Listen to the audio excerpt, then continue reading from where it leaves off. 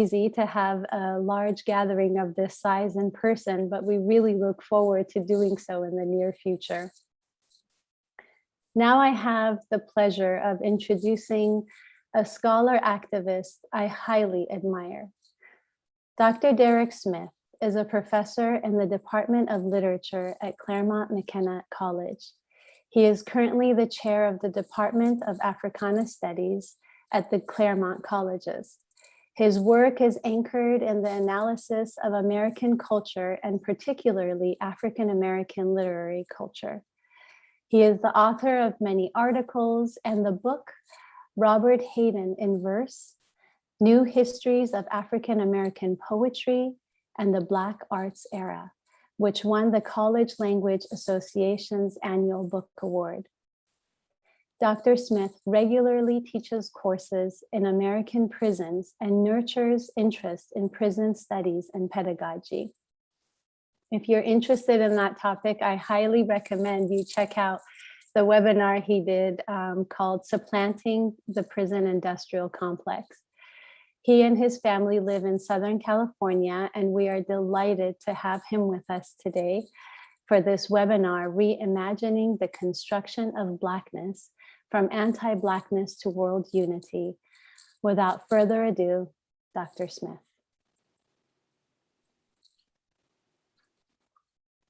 Thank you so much, Dr. Golestani. I really appreciate it. And it's really a pleasure and an honor to be here with everyone. I have put together a presentation that is about a key metaphor in the revelation of Baha'u'llah. And from the revelation of Baha'u'llah emerges the Baha'i Faith. And I'll just say a few words about the Baha'i Faith for those of you who may not know about it. It's the faith that I follow. And it's an independent world religion structured around the, as I said, the divine revelation of one Mirza Hussein Ali Nuri, who's known as Baha'u'llah, meaning the glory of God in Arabic. He was born in 1817 to a noble family in Persia, but lived most of his life as an exile and prisoner in the western reaches of the Ottoman Empire during its final years. So I'll be referring to Baha'u'llah throughout my presentation. And I guess, like, in order to fully grasp the consequence of the ideas that I'm trying to unfold here, I think it's key to understand that Baha'is believe that Baha'u'llah is nothing less than a manifestation of God, the figure who represents the divine message to humanity appropriate for this day and age. And so the metaphor that I'll be looking at in this presentation is really from the perspective of a Baha'i, coming from the voice of God. So that gives it a kind of power and gravitas that I think is kind of consequential and necessary to understand for the kind of exegesis that I do here. So the vast social and spiritual order that emerges from Baha'u'llah's revelation now patterns the life of about 5 to 6 million people's Baha'is throughout the world, and who believe that this revelation constitutes a divine framework capable of and wholly devoted to unifying all humanity in a harmonious and just social order. So let me share my screen here.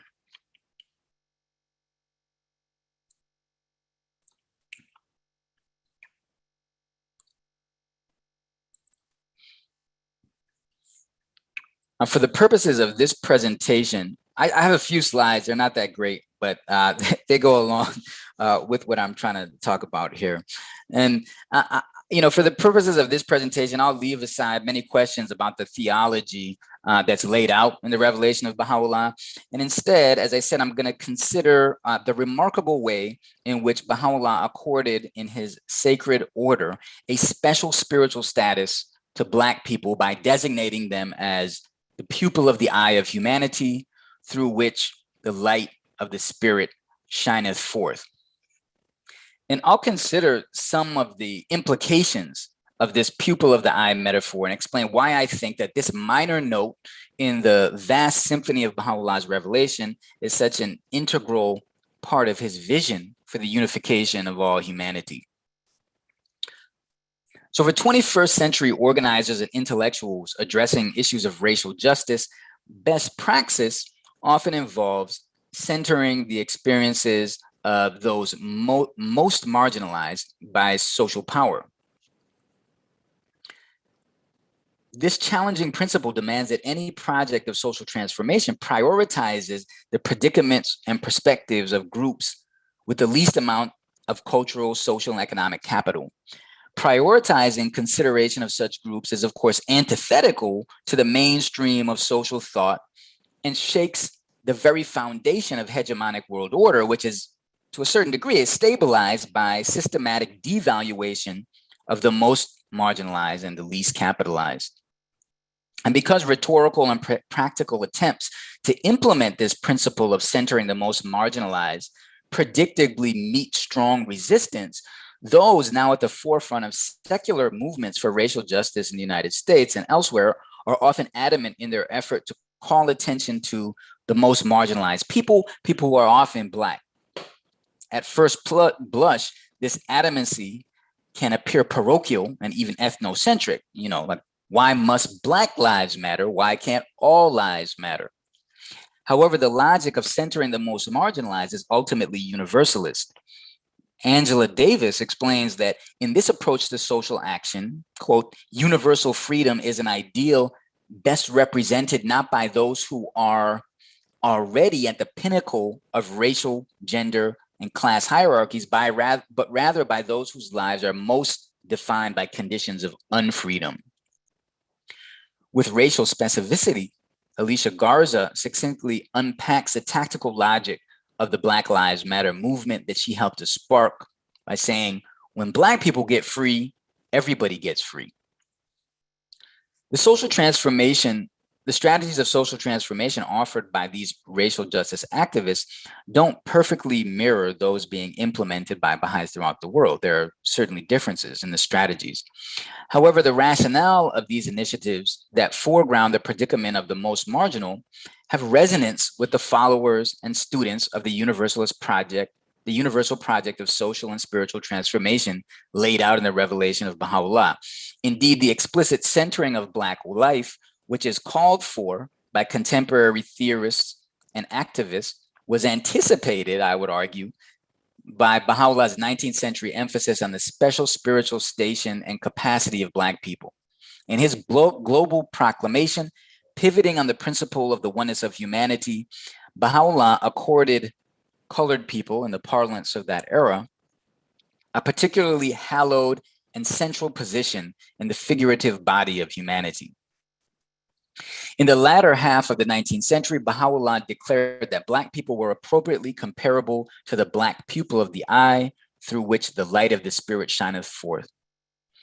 This selection of metaphor, often referred to by central figures and institutions of the Baha'i Faith, effectively positions Blackness at the epicenter of a world transformative project that involves nothing less, Baha'is believe, than the coming of age of the entire human race.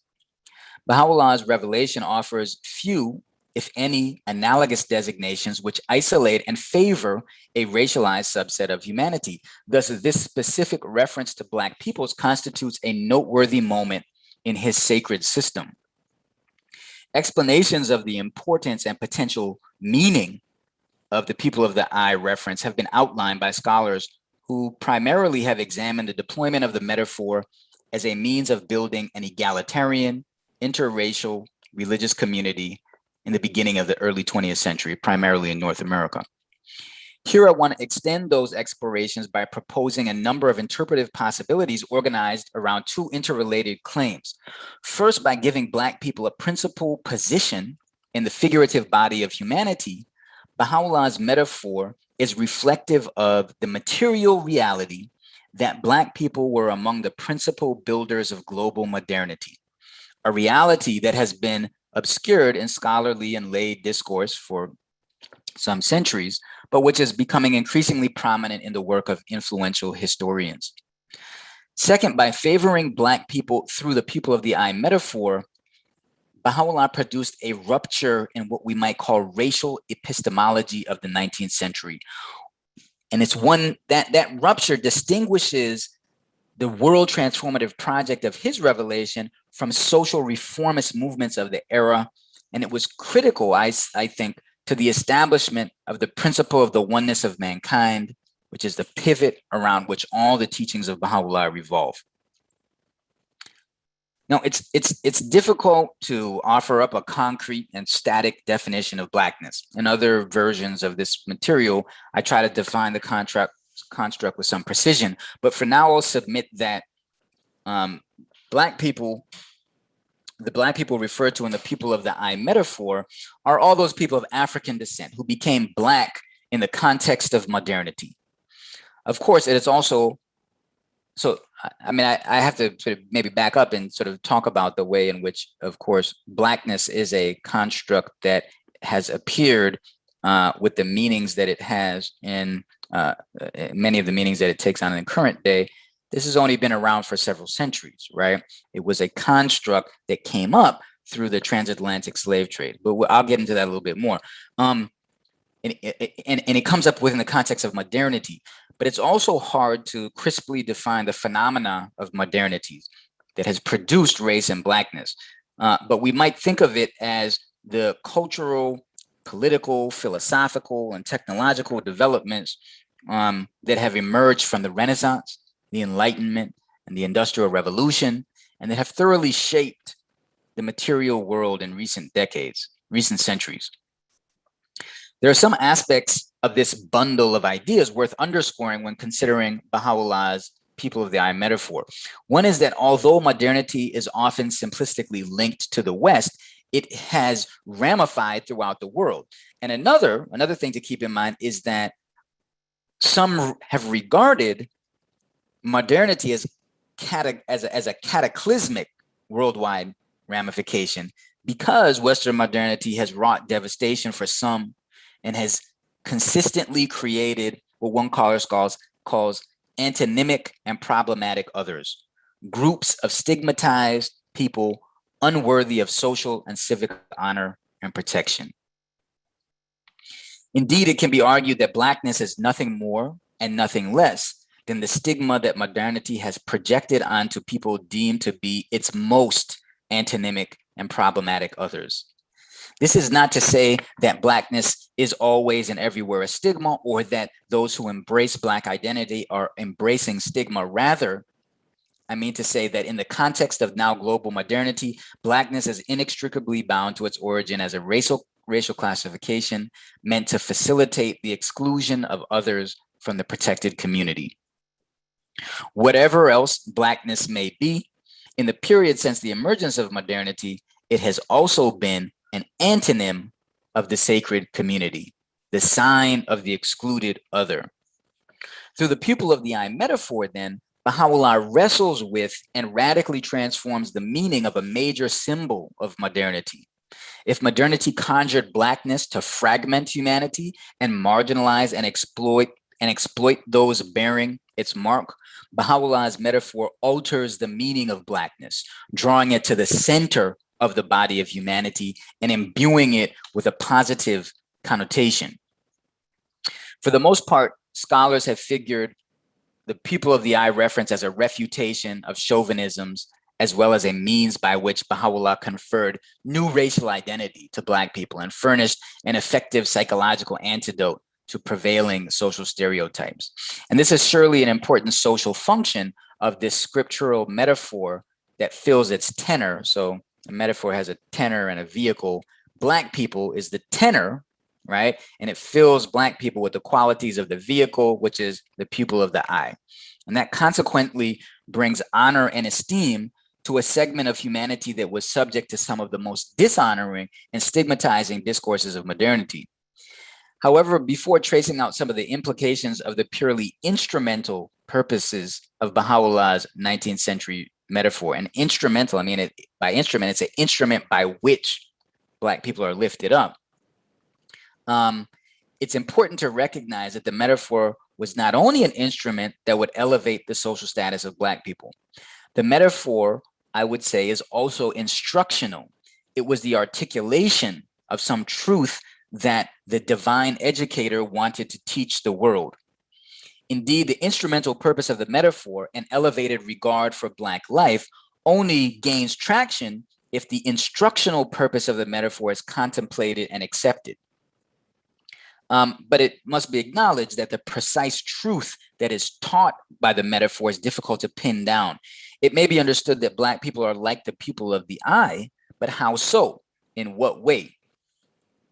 The literal relationship between the vehicle and the tenor of the metaphor is apparent. Black people have more melanin in the skin than other races and thus are darker than other peoples, just as the pupil is darker than other parts of the eye. The chromatic likeness shared by tenor and vehicle makes the metaphor resonant, but the figuration only becomes instructional when the physiological qualities of the people are considered. By likening Black people to a key apparatus in the physiological system that creates vision, Baha'u'llah may have been teaching the world about the perceptive powers of Black people.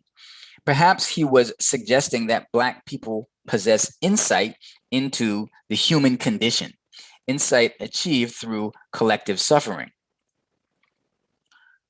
If this is among the truths that Baha'u'llah conveyed through the people of the eye metaphor,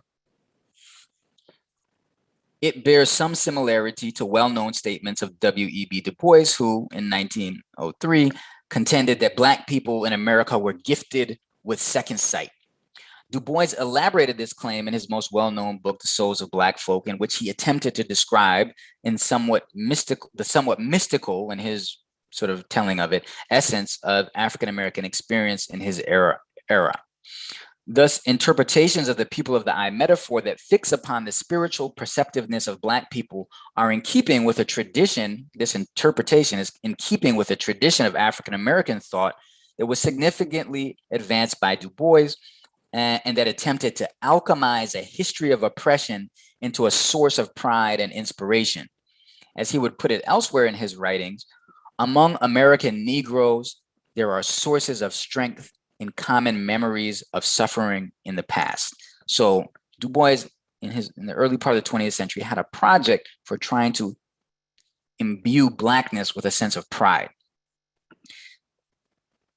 Du Bois and many following him in the 20th century deliberately encouraged racial pride among African Americans by suggesting that the race's tormented history had conferred upon it a special insight and ability. And of course, recognizing tests and trials as strengthening and spiritually ennobling is not without precedent. Any number of intellectual and spiritual traditions appeal to this framework as a mechanism for making sense of life's difficulties. Interpretations of the people of the eye metaphor that link spiritual insight to Black people because they have endured a history of torment takes this formula, which can give positive meaning to horrible events, and applies it to the racial collective. In this interpretive framework, the instrumental purpose of the metaphor, that is, elevating the social status of Black people, is accomplished when the instructional purpose of the metaphor, teaching that Black people have spiritual insight because of historical suffering, is understood. In its concentration on spiritual insight born out of hardship, this interpretation implicitly draws from a stream of African-American thought that flows through Du Bois and other early 20th century Black historians who sought to make the memory of slavery into a point of pride rather than a mark of shame. Now, in recent years, historians have started to think about the New World enslavement of Africans and African-descended people in ways that were intuited by Du Bois and his contemporaries. Just as Baha'u'llah gives Black people just as Baha'u'llah's metaphor gives Black people a central and vital role in the figurative body of humanity, a fresh form of historiography is showing that the story of modernity pivots on the contributions of Black people. Indeed, an influential cadre of 21st century scholars working in a subfield that has sometimes been dubbed New Histories of Capitalism, which I'll call NHC, are persuasively demonstrating that the labor of enslaved Black people was one of the primary catalytic forces in the emergence of industrialization and global capitalism in the 18th and 19th centuries. These scholars are overturning a tradition of historiography that has downplayed the significance of slavery in the rise of European and American power in the world and the ensuing efflorescence of global material prosperity. For NHC historians, the lives and labor of Black people are not mere addendums to the narrative that would explain the so-called, what is sometimes called the Great Divergence or the European miracle, through which Europe was catapulted and later America was catapulted ahead of the rest of humanity in terms of material well-being. Instead, in the Chronicle of Material Development offered by New Histories of Capitalism, Black people are the protagonists. This compelling and recently invigorated narrative insists that the explosion of prosperity in the modern world is not simplistically attributable to European and later American innovation, culture, governance, or advanced legal and property rights systems. Rather, it shows that the expropriative and exploitative New World plantation complex was at the heart of a transformative social and economic process that first allowed for the accumulation of vast wealth in European metropoles, and then sparked the Industrial Revolution, which in turn led to the exponential expansion of material development in the world.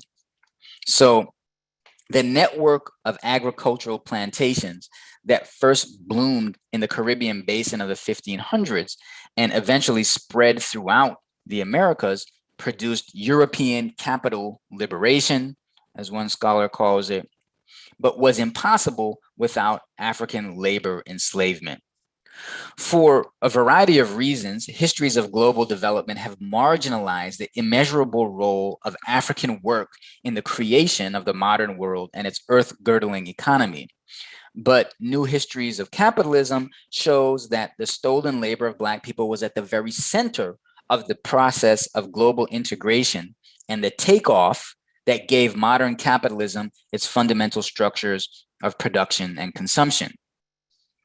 Among the primary proponents of this new history of capitalism in recent years is a Harvard professor, Sven Beckert, who argues that the cotton trade was the keystone in the first truly global market, which connected Africa, Europe, the Americas, and various parts of Asia in the 18th century, and that it served as the launching pad for the broader Industrial Revolution in the 19th century.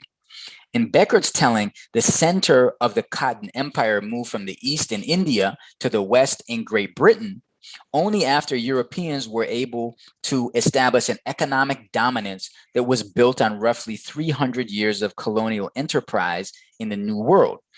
This enterprise, mostly focused on sugar production, was history-altering and essential to the flowering of not just global capitalism, but Western Enlightenment. It was also totally dependent on the labor of those described by Baha'u'llah as the pupil of the eye. The massive central role played by Black people in the material development of the modern world is manifest in one stark figure that is important to NHC scholarship. And that is between 1492 and 1807, roughly the first 300 years of New World, what we call New World modernity, 4 out of every 5 people who came from the old world, Africa and Europe, to the New World, the Caribbean and the Americas, were African. That's 4 out of every 5 people who came from the old world to the New World in the first 300 years of global modernity were African. These 6.5 million people prepared the land, grew the crops, and built the infrastructure that was a necessary precursor to the development of the 19th century global cotton market, a market that grew in leaps and bounds because of eventually mechanized production of textile made from white gold, cotton. During Baha'u'llah's lifetime, the great majority of the most lucrative and arguably most consequential commodity was grown and harvested in the United States by Black people. In 1853, a pro-slavery trade journal, the American Cotton Planter, published an editorial about the global cotton trade. The editorial was simultaneously nefarious and accurate. Its writer, a staunch advocate of slavery, rightly insisted that the cultivation and manufacturing of cotton was the commercial bond that linked Great Britain and the United States, and that cotton granted these nations the most powerful and productive economies in the mid-19th century world. But most important to an assessment of the instructive purpose of Baha'u'llah's pupil of the eye metaphor was the editorialist's implicit acknowledgement that the operations of the burgeoning economic world order would not be possible without Black people. While ignoring their humanity and attempting to justify slavery's systematic robbery of their life and labor, the writer nevertheless emphasized Black people's central role in the drama of a rapidly developing world economy. His unscrupulous defense of slavery in the United States rested upon a keen valuation of the enormously productive power of Black people who toiled in bondage. However distasteful it now appears, a weighty truth is felt in the lower frequencies of his claims that, quote, slave labor of the United States has hitherto conferred and is still conferring inappreciable blessings on mankind. This is what the writer of this editorial said. Continuing the theme, the editorialist argues that, quote, in the dispensation of an all-wise providence, the peculiar institution of the Southern states contributes an indispensable support to human progress and prosperity. Couched in an apologia for slavery in the United States, these arguments advance a core premise of New Histories of Capitalism scholarship. That is, the rise of modern capitalism and its world transformative effects depended on unfree Black labor. Perhaps unexpectedly, these arguments also shed light on a viable interpretation of the instructional meaning of the pupil of the eye metaphor. By according Black people a central role, by according Black people a central and indispensable function in the figurative body of humanity, Baha'u'llah illustrated a material reality that was ruthlessly recognized by 19th century capitalists in the American South, but was and remains inappreciable to most. That is to say, through the pupil of the eye metaphor, Baha'u'llah instructed humanity about a fundamental historical truth. Black people played a central, indispensable role in the creation of the modern world and were precious contributors to the global prosperity that must someday redound to the benefit of all peoples.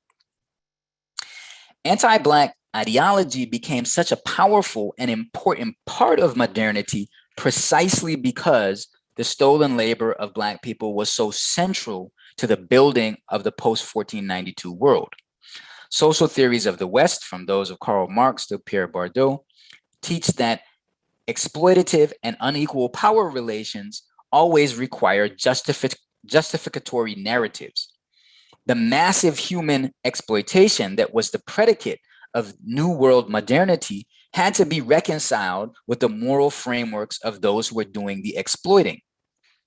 As the labor and lives of millions of Black people were robbed through enslavement, there arose a massive ideological apparatus that sought to justify the robbery.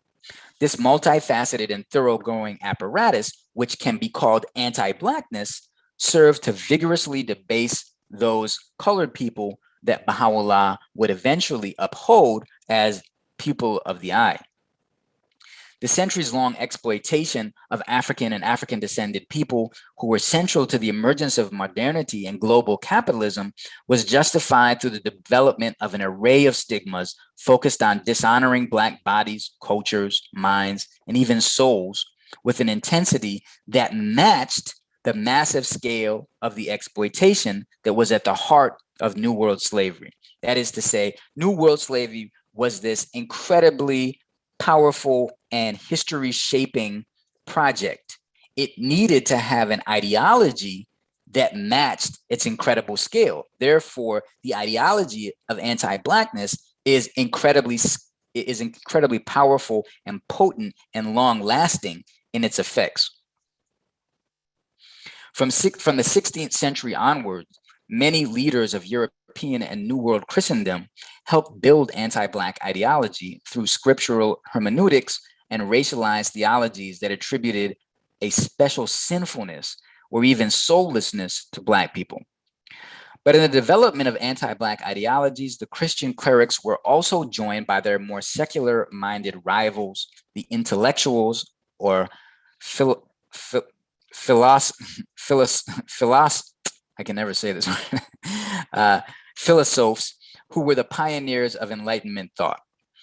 By the time Baha'u'llah offered up the pupil of the eye metaphor, centering and honoring Black people, European and New World discourses of anti-Blackness were certainly circulating in his milieu, which was also alive with its own anti-Black ideology that justified the widespread enslavement of Africans in Qajar, Persia, the Ottoman Empire, and elsewhere in the Islamic world.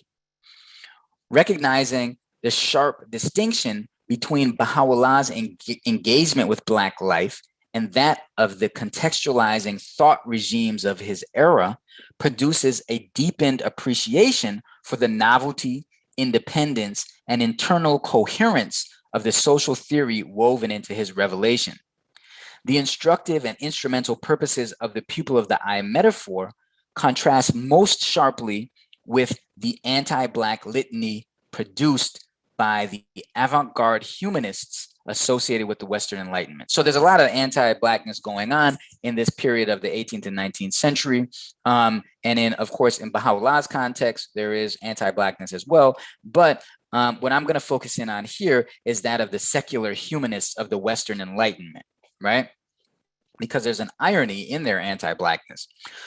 Although the leading minds of this movement were committed to a new understanding of the human condition, an understanding meant to bring on prosperity, ease of life, and social amelioration, these hugely creative thinkers were, without exception, promulgators of anti-Blackness.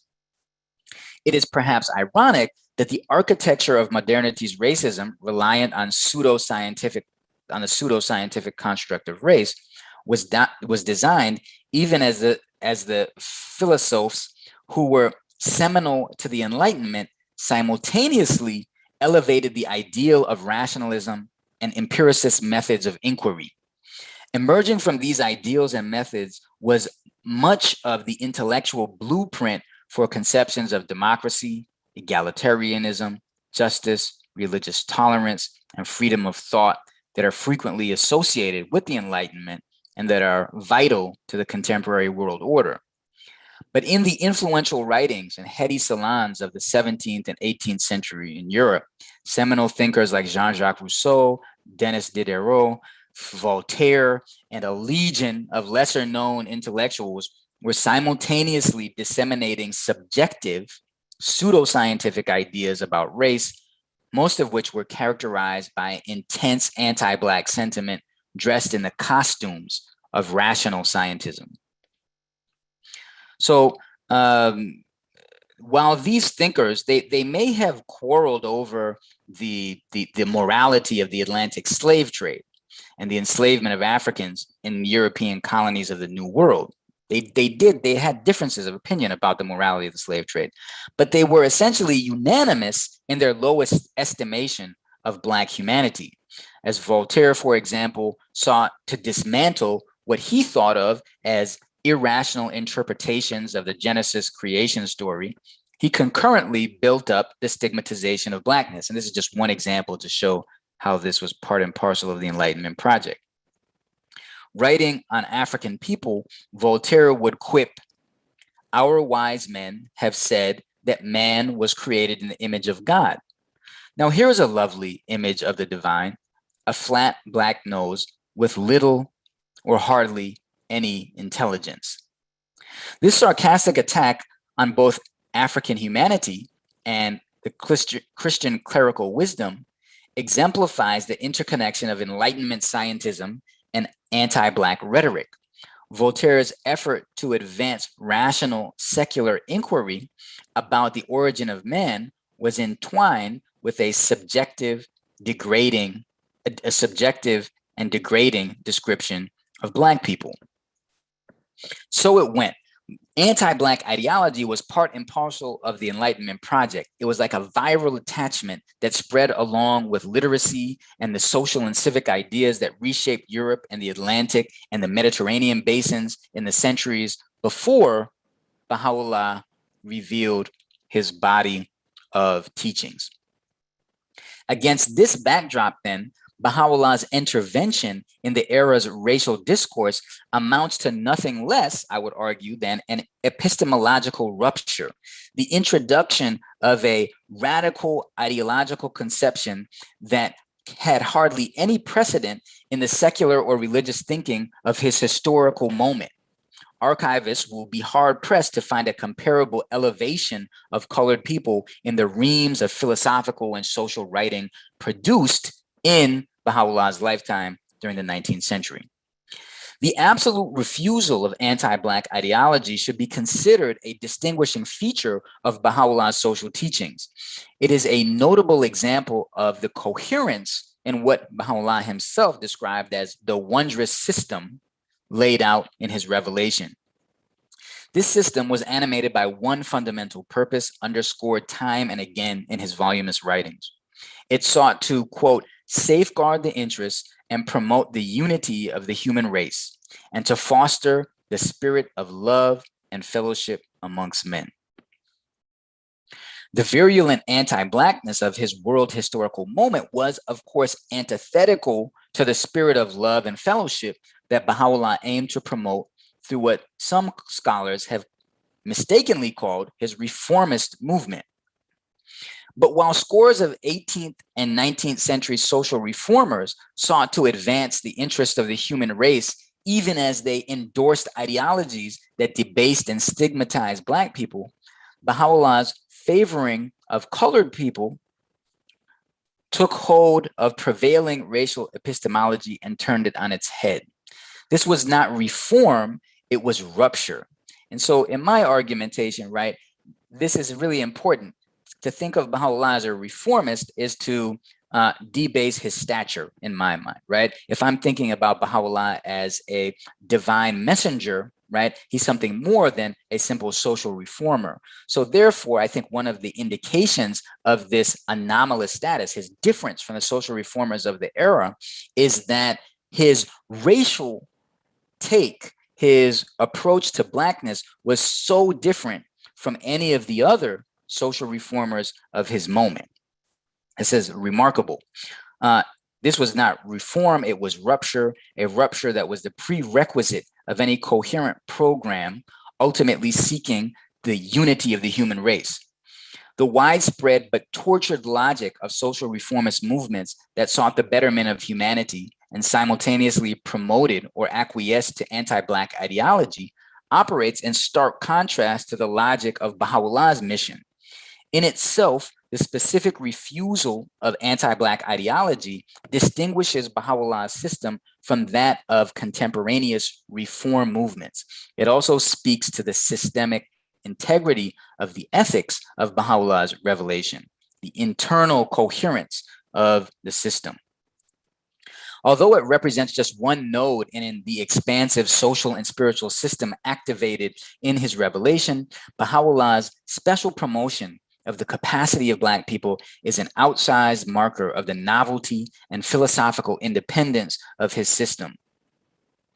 If the designation of the pupil of the eye operated as a radical refutation of anti-Blackness that was essential to the Western modernity that Baha'u'llah engaged in his revelation, this intervention cannot be easily attributed to the intellectual or social mores of his Islamic context. So it's not as though he was getting that from the Islamic context which he was raised in. Baha'u'llah's geographic and social environment was rife with its own forms of racism, which stigmatized the Black Africans who constituted a significant portion of the slave population in 19th century Persia and the Ottoman Empire. However, there's a difference between the anti-Blackness of the Ottoman and Persian empires and that crystallized in the modern West. The distinction between anti-Blackness in the proverbial West and East is sharpened by a kind of idea offered by historians who distinguish between slave societies and societies with slaves. While anti-Blackness of the West was the ideological handmaid of New World slave societies, in which slavery stood at the center of economic production and was the engine of enormous wealth production, the anti-Black sentiment of Baha'u'llah's Qajar and Ottoman context grew out of a society with slaves. In these societies with slaves were marginal to the central productive processes. The institution of slavery was somewhat porous, and enslaved or formerly enslaved people could sometimes ascend the social hierarchy even. Nevertheless, anti-Black sentiment was certainly a feature of the elite Persian matrix in which Baha'u'llah was raised in the early 19th century.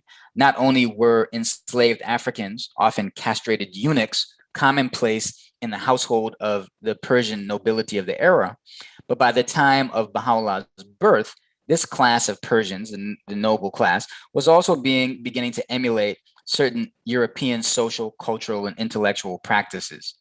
It would be naive then to suggest that the well-established anti-Blackness of Western modernity didn't influence Qajar Persia and the Ottoman territories in which Baha'u'llah was exiled.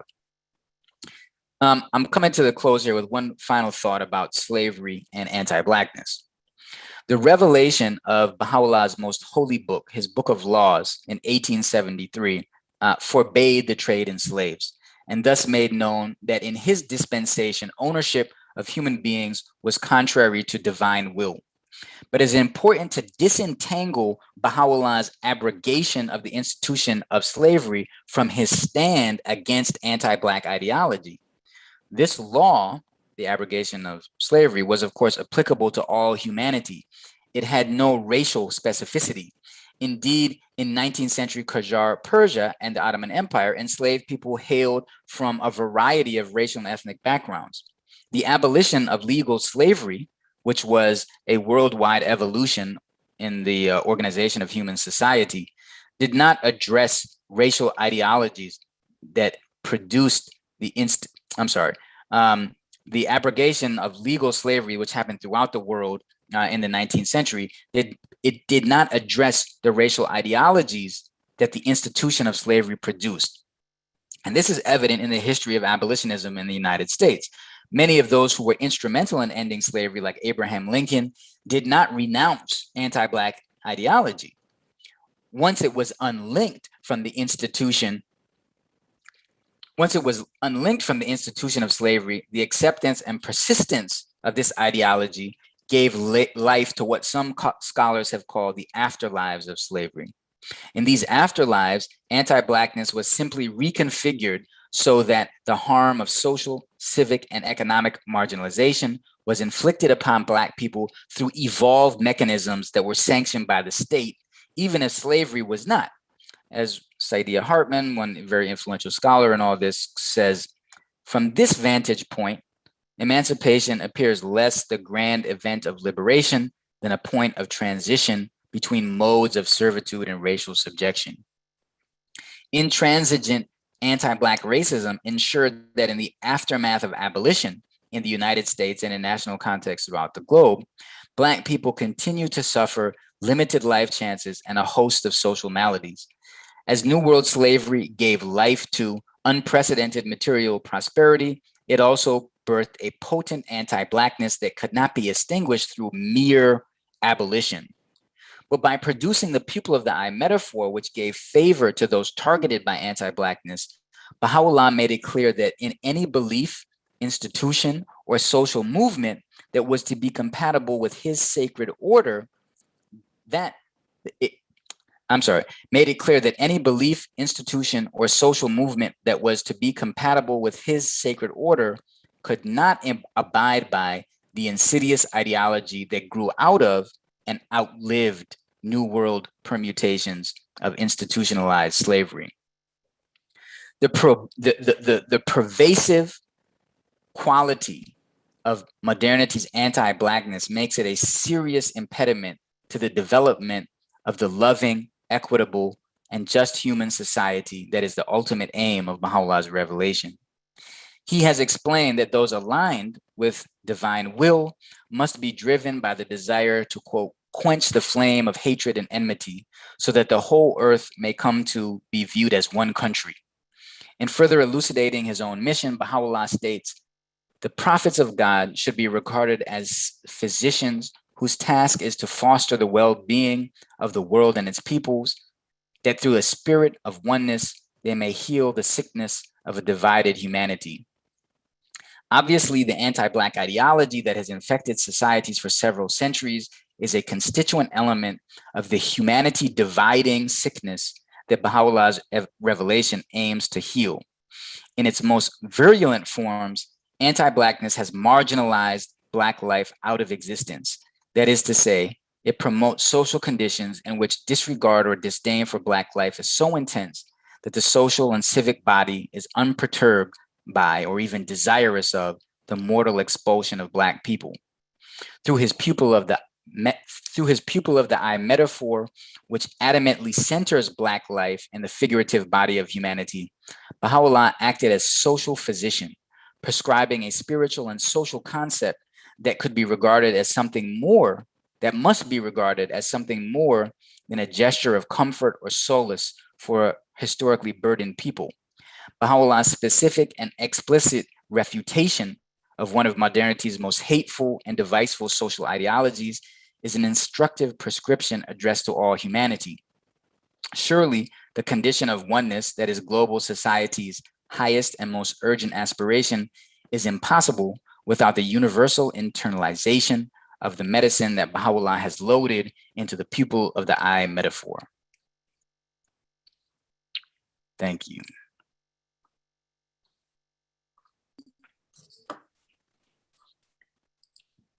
Thank you so much, Dr. Smith, for that deep, profound, thought-provoking analysis of Baha'u'llah's metaphor. I'm sure we have many questions. The chat box is available now, the Q&A. If you'd like to put your questions in there. Really a heartfelt thanks to you for this really amazing presentation. Before we actually go to Q&A, if we can, I wanted to share that this webinar is just to give us a taste of the upcoming course that the Wilmette Institute is offering at GTU, Reconstructing Blackness, Anti-Racism and Unity in the US. I don't know if you have a few words to share about it, or Sure, yeah, just maybe some of the topics. I can't see them so well right now, but from my memory, the first part that was just covered was one unit of the many units there are. So construction of race, but then as you can see, there are many more amazing topics that'll be covered. One of which, I hope it's okay, Derek, that I'll just finish up with this so we can take Q&A. Constructive resilience is one of the important themes that goes towards a solutionary, understanding of where we can go once we know history, once we understand and unpack what can we do to create a new reality. And Dr. Smith actually has a new article coming out on that topic, which our director, Robert Stockman, just let us know is forthcoming in one of his books. Stephen Zapeta, if you are there, I would like to share the quote that you gave permission for us to share.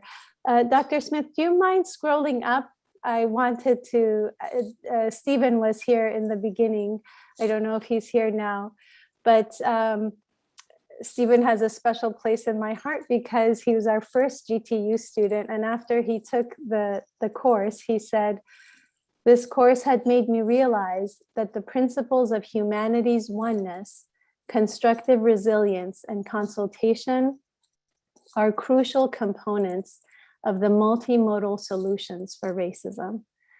So this will be available on our website. Also, GTU signups, you know where to go on SONUS. And for UC Berkeley signups, please email me at C. Golestani. If we could scroll down just a little bit more, C. Golestani at wilmetinstitute.org. I'll put it in the chat box so that whoever is interested in taking our upcoming courses at the GTU will know just how to do that.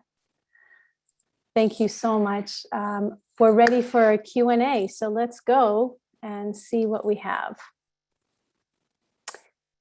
Okay, so the first question: in origin, white and black, and even country of origin are value-free, neutral. How did black, brown, darker become the enslaved, subjected, and white, pale, lighter become the enslaver, subjector? It would have gone the other. It could have gone the other way. How did one become the colonizer and the other colonized?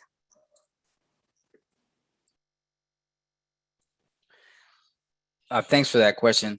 This is a kind of, I think that's a question about like sort of like the trajectory of human history. Why did, one population have certain kinds of social and material advantages at a point in history that allowed them to enslave another population? And of course, most scholars would attribute this to certain kinds of political and power dynamics that unfolded over the course of human history, such that in the thinking that I was focused on in terms of what we call New World slavery, Europeans had certain kinds of technologies and political structures in place that made it possible for them to intervene into sort of Western Africa and begin to enslave the people of that region of the world. This is a kind of a massive kind of question. And, there's this a kind of book from when I was younger that attempted to kind of answer that, in this broad sort of historically sweeping account of the modern world called, I think it's called Guns, Germs, and Steels by Diamond. And, there's all these kinds of climate, he goes back into sort of climate and political history in order to sort of make an argument for how the organization of humanity unfolded such that Europeans ended up being the colonizers of the New World and the enslavers of Africans in that New World period.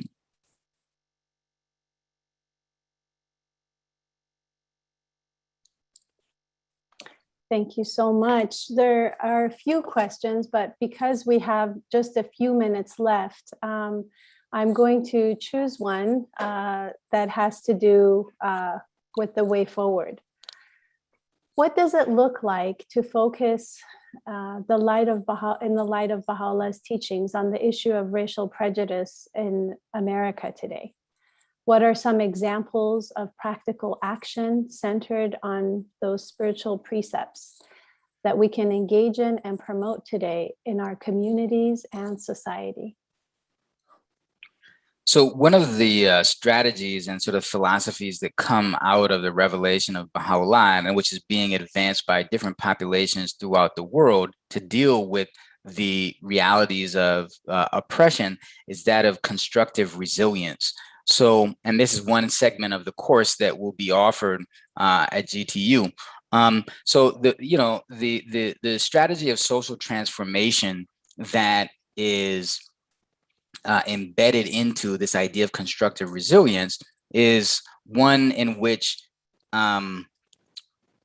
oppositionalism and conflict is eschewed in favor of an approach of community building, which tries to bring people together tries to create power through mutualism, through the bringing together of like-minded people who are desirous of building societies through relationships that are characterized by justice and unity and love and compassion.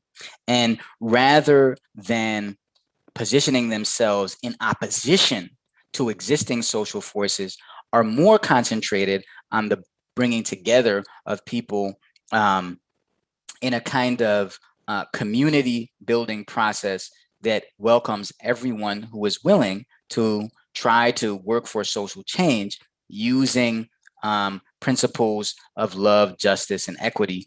So I think that the Baha'i community throughout the world and in the United States is making concerted efforts to create communities in which the most marginalized are welcomed and embraced by all, and that there is a kind of coherence of thought and action which is attentive to the terrible oppressions that exist in some place like the United States, but elsewhere in the world, and are gathering together people in a pattern of community life that is characterized not by oppositionalism and conflict and contention with others, but by an effort to create bonds of unity and love between people. And this is happening, in communities throughout the United States. Every locality is involved in a community building process in which Baha'is abide by, these kinds of principles.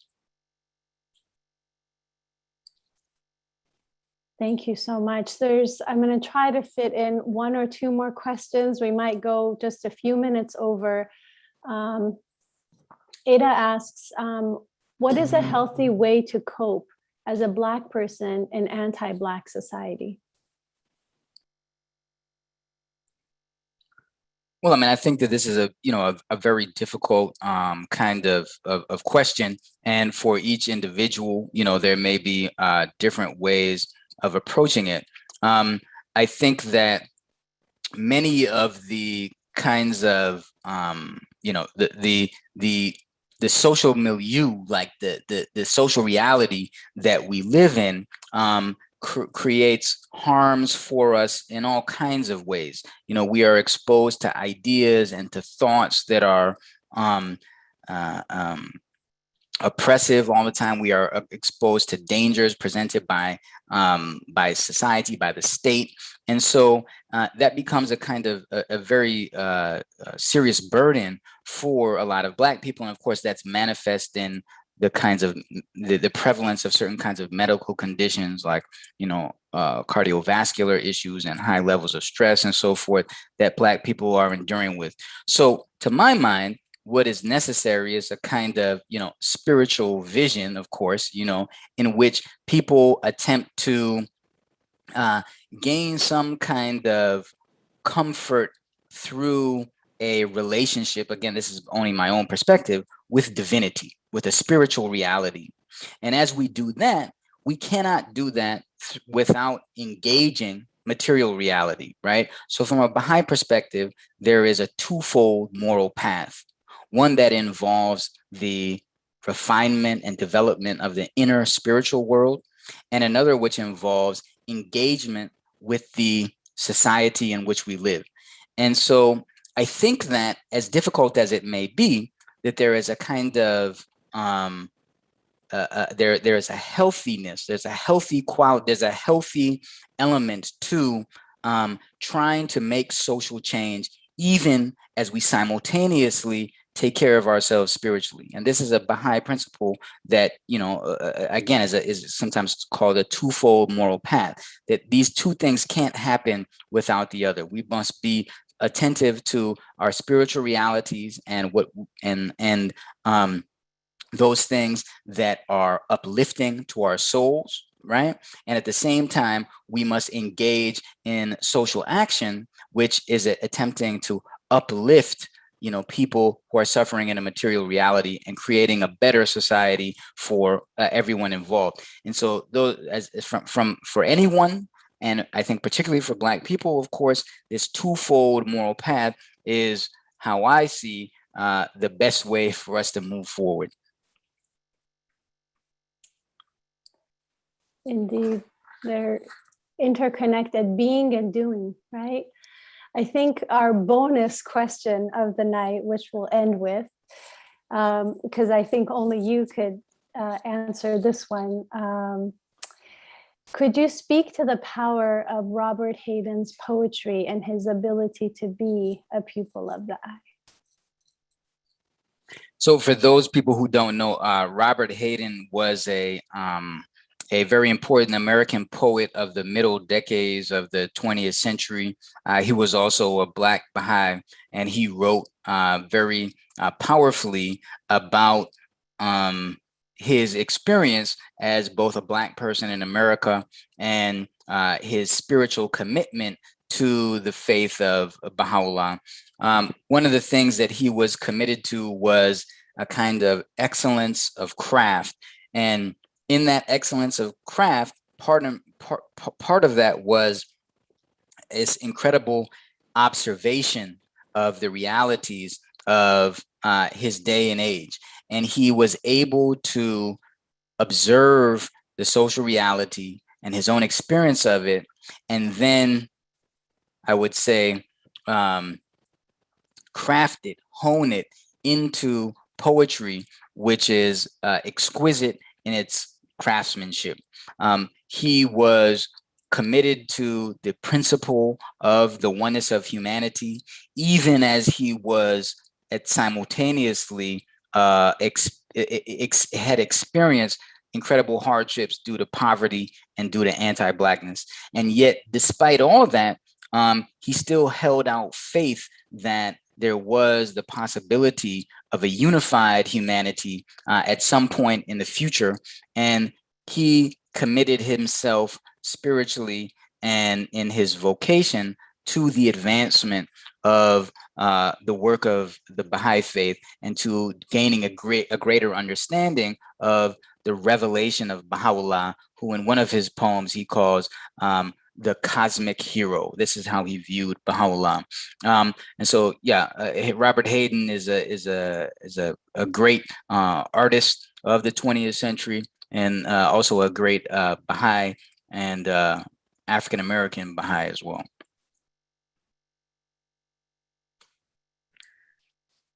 Dr. Smith, I think we can have you for hours. I would love to have all these questions answered, but I guess I can say that Dr. Gwen Etter-Lewis might pick up some of these themes in the course, upcoming course. Please feel free to write us. I put my email in the chat, cgolestani@wilmetinstitute.org, anything about tonight's program or the upcoming courses at GTU. Really, I think, Derek Smith, your work is groundbreaking because it is something that helps people understand how revolutionary the replacement of anti-Blackness can be with the central theme of pupil of the eye. And we know that in the Baha'i writings, the unity between African American and European Americans is a prerequisite to world peace. And so your contribution in helping us unpack that, helping us understand that, is highly prized and appreciated. I know you're immensely busy. Thank you so much for making the time to be with us tonight. Thank you to all the participants who made time to be here with us tonight. We hope you'll join us for the following webinars we'll have with GTU, and join us in thanking Dr. Smith tonight. Thank you, Dr. Goldstein. I really appreciate it. And thanks to everyone who joined in. Thank you, everyone. Have a good rest of the evening. Bye-bye.